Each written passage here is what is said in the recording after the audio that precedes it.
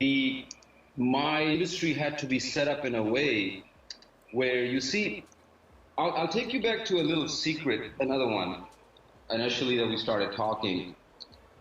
When I came on the scene and I knew, when the keyboard thing happened and some of my close tabla player friends got murdered, some of the musicians got locked up, and all kinds of terrible things happened, and I transitioned from a keyboard player to a rapper out of nowhere.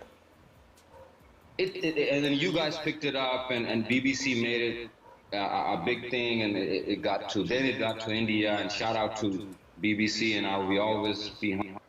It really definitely escalated my process. Now, eventually, there was an existential issue that I saw. Okay, and the issue I saw was with some of the pioneers that had come before me, and predominantly Apache Indian, for example.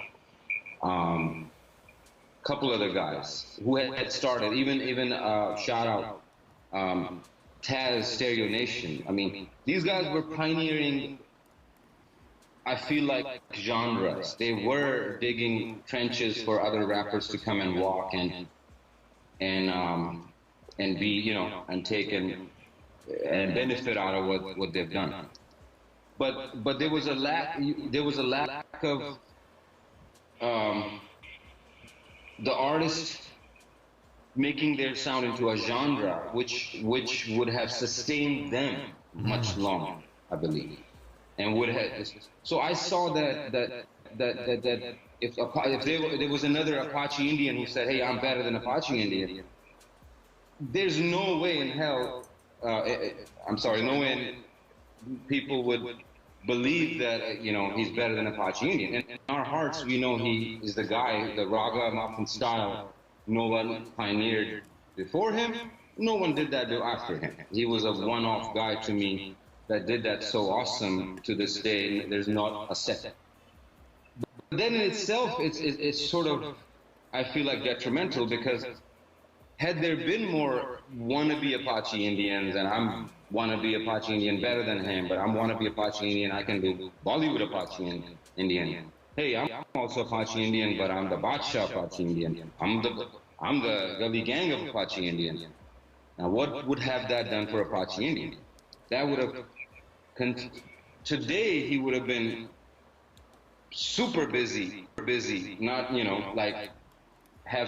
he would have been running companies and doing so much, and aligning himself with companies like Yash Raj and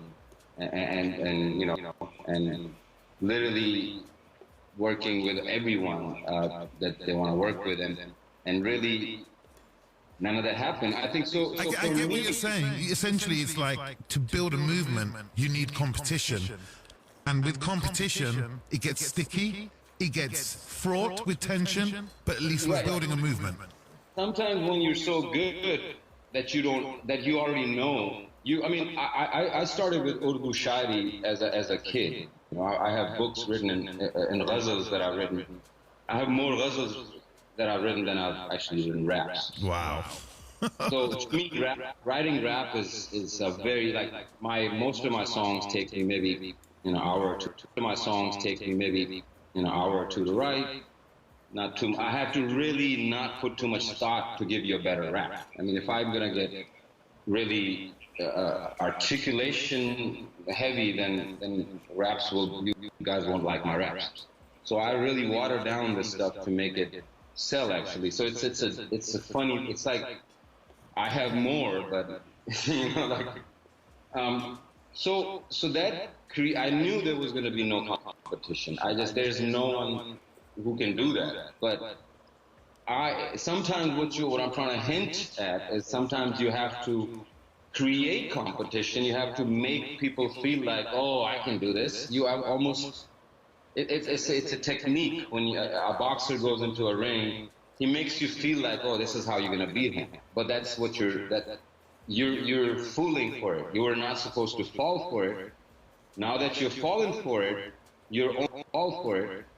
Now that you've fallen for it, you're only solidifying my retirement furthermore.